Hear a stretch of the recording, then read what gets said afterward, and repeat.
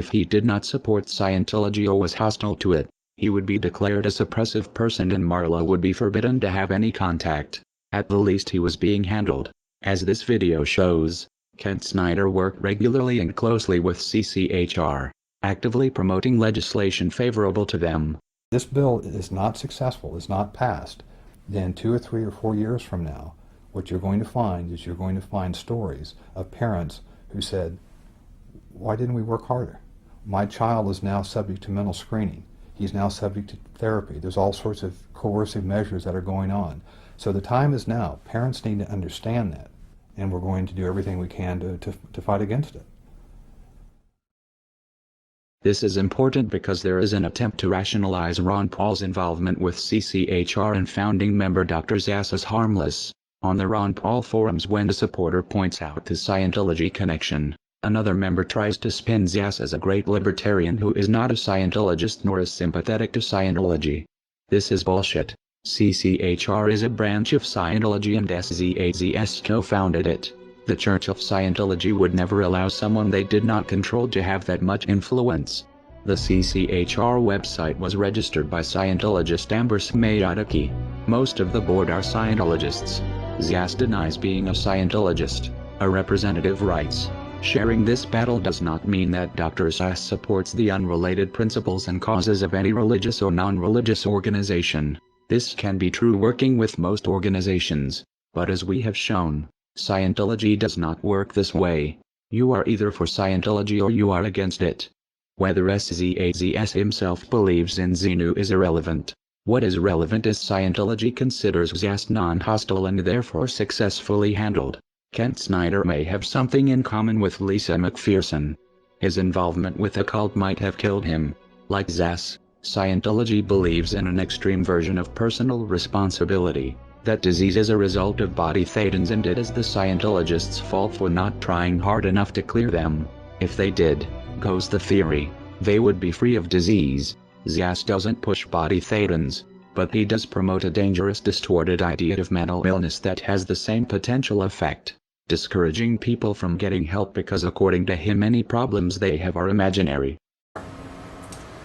The CCHR was created in 1969, founded by the Church of Scientology and by famous renegade psychiatrist Dr. Thomas Zass.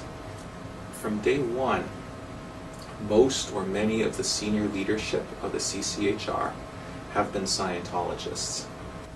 And for Zass, and of course this has been taken on big time by Scientology, therefore mental illness is not real illness. It is possible Kent Snyder's untreated illness and death was a result of adopting the Scientologist beliefs that his illness was his fault or not real. It would explain why he had no health insurance. Many Scientologists don't. It seems Snyder sincerely believed in Ron Paul's libertarian rhetoric and equally trusted his Scientologist friends, though this ultimately was not in his best interest. A further question arises. How many of Scientology ideas are influencing Ron Paul's campaign for liberty through CCHR and Zass? The Scientology connection to Ron Paul has been noted in a handful of disingenuous threads on the Ron Paul forum. They are disingenuous because they ask questions a Google search can answer in seconds, yet few people link to these results. The threads are phishing members to see how much Paul supporters know about the connection, and when someone appears knowledgeable, the information is spun. In one of these threads, Scientologists in Clearwater are praised for organizing one of Ron Paul's events in 2007. The writer clearly doesn't understand the significance of saying Scientologists and former Scientologists are involved. It's possible he is confused or misinformed. It's also possible Scientologists are lying about no longer being in the church. It would be a glaring anomaly that, everywhere else former Scientologists are considered SPs to be shunned by current members, except for those working on the Ron Paul campaign. More likely Scientology finds it expedient to muddle the connection by having members involved avowed they are former Scientologists. Since most Paul supporters don't know the first thing about Scientology or how to check the information, Ron Paul's campaign manager Kent Snyder had a close working relationship with the Scientology group CCHR from at least 2005.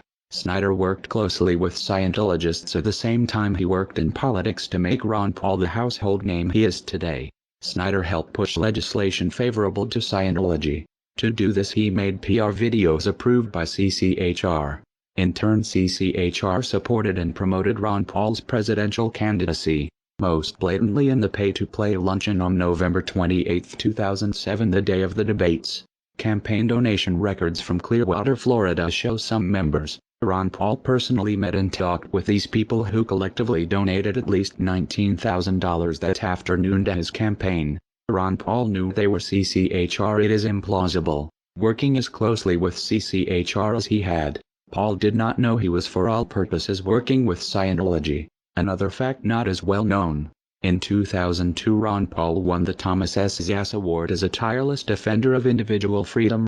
That puts Ron Paul's personal association with Scientology back almost a decade.